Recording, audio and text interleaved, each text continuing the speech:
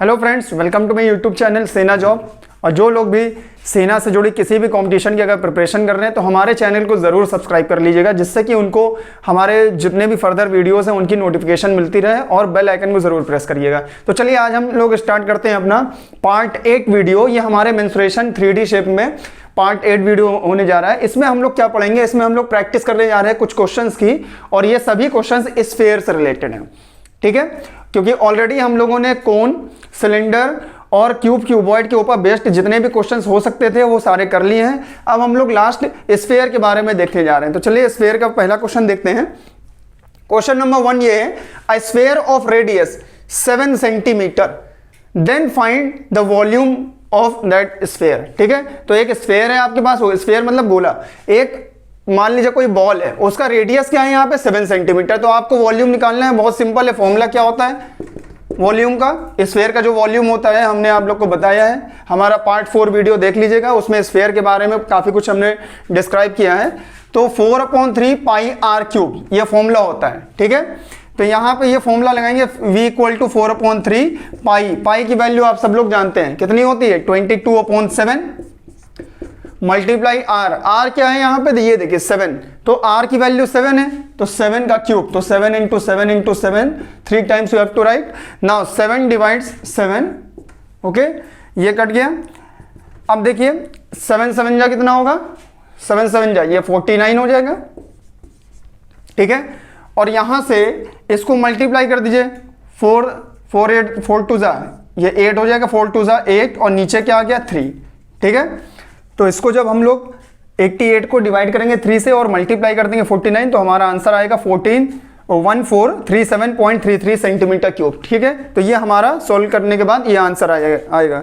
ये हो गया वॉल्यूम। अब हम लोग देखते हैं क्वेश्चन नंबर 2। क्वेश्चन नंबर 2 हमारा क्या है, a spherical ball of diameter 10 centimetre. एक स्फेरिकल बॉल है, ठीक है, बॉल तो स्फेरिकल ही होती है, ठीक है। अब एक स्फेरिकल बॉल है ऑफ डायमीटर 10 सेंटीमीटर, उसका डायमीटर 10 सेंटीमीटर। अगर डायमीटर 10 है बॉल का, तो आप रेडियस यहां से निकाल लीजिए, तो आर की वैल्यू क्या हो जाएगी इसकी, हाफ, यानी कि 5 सेंटीमीटर, ठीक है। क्योंकि रेडियस क्या होता है, डायमीटर का हाफ होता है। अब हमने आर निकाल लिया। Is moulded into 8 spherical balls of equal size, then find the radius of each ball. देखिए क्या है, एक बड़ी बॉल है, वो कितने डायमीटर की है, 10 सेंटीमीटर की, यानी कि उसका रेडियस क्या है 5 सेंटीमीटर, ठीक। अब ये कह रहा है कि उस बड़ी बॉल को हमने पिघला दिया, पिघला के 8 छोटी छोटी बॉलें बना दिया, ठीक है। एक बड़ी बॉल थी, उसको पिघला के छोटी छोटी 8 बॉल बना दिया, और वो सभी जो बॉल बनी है उन सब का जो साइज है, यानी कि रेडियस, साइज का मतलब यहाँ पे ये कह रहा है कि वो रेडियस और डायमीटर की बात कर रहा है, ठीक है। यानी कि उनका रेडियस क्या है, सबका इक्वल है। Then find the radius of each ball, यानी कि हर एक बॉल का रेडियस निकालना है।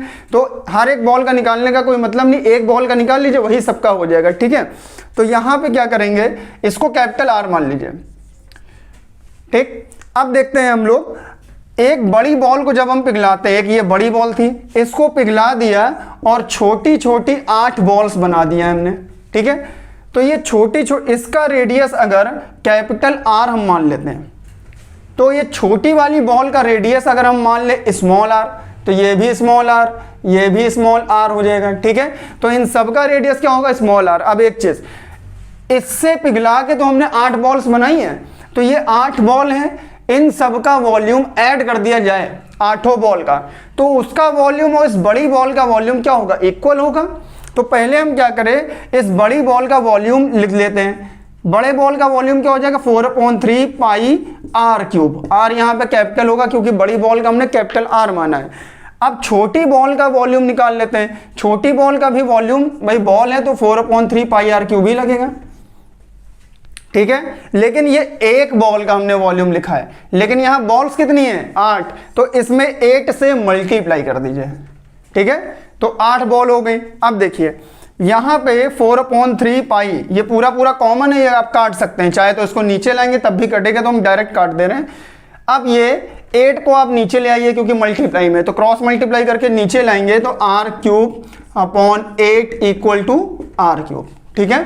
अब देखिए r की वैल्यू यहां दी है, r की वैल्यू क्या है, ये 5 है, तो यहां 5 रख दीजिए, 5 का क्यूब। अच्छा ये 8 को हम क्या लिख सकते हैं, 2 का क्यूब लिख सकते हैं, इसको हम 2 का क्यूब लिख सकते हैं। देखिए तो ये क्यूब और ये भी cube equal to r cube. अब ये क्यूब जब हटता है तो आप लोग को पता है क्यूब को हटाने पर क्यूब रूट आता है दूसरे साइड, यानी कि यहां पे क्या आ जाएगा क्यूब रूट।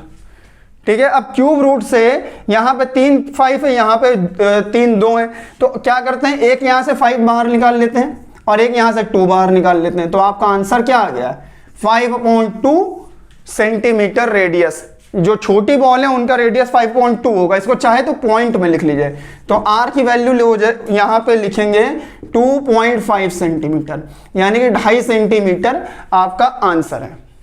तो चलिए देखते हैं अब हम लोग अपना क्वेश्चन नंबर 3। क्वेश्चन नंबर 3 क्या है, the ratio of surface area of 2 spheres is 4:9, then what is the ratio of their volumes. देखिए हमारे पास 2 स्फीयर हैं इस बार, और दोनों स्फीयर का जो सरफेस एरिया है उसका रेशियो दे रखा है।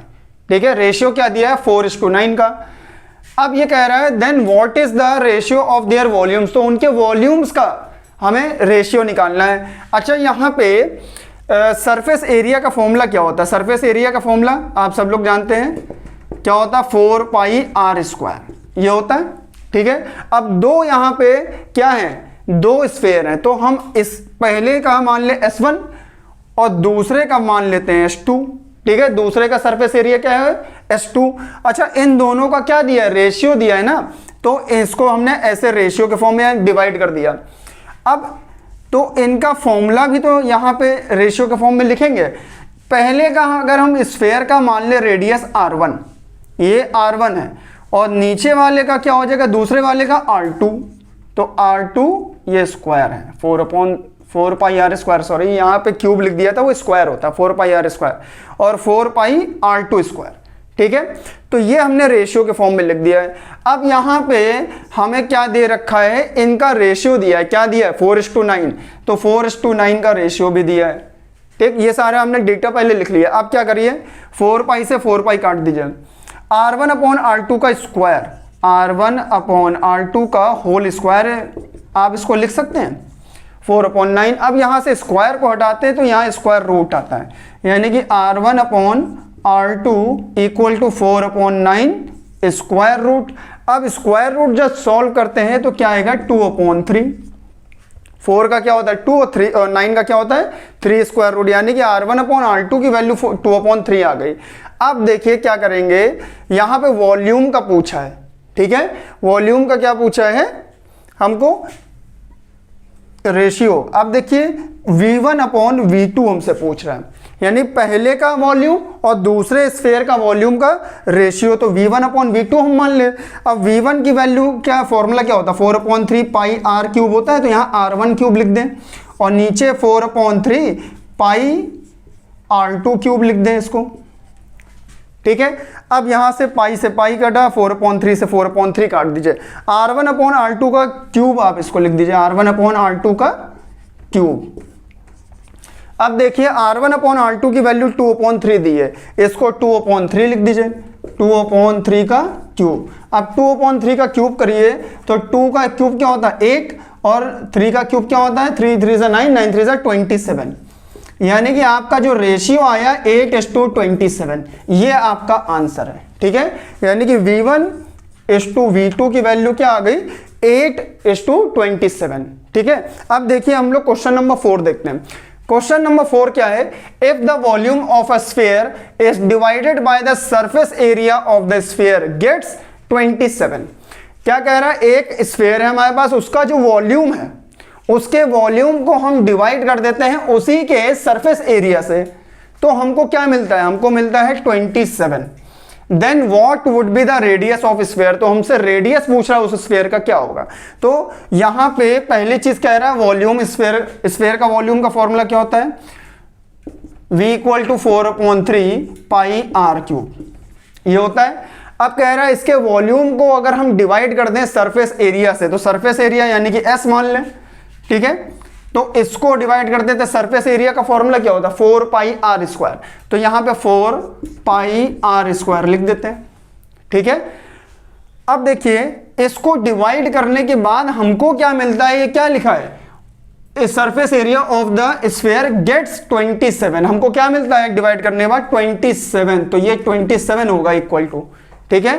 इसके बाद देखिए यहां पे पाई से पाई काट दीजिए, ठीक, और ये 4 से 4 भी कटेगा और आर स्क्वायर, इसको पहले ऐसे लिख लीजिए, रुकिए, 4/3 है, ठीक है, और यहां आर क्यूब है।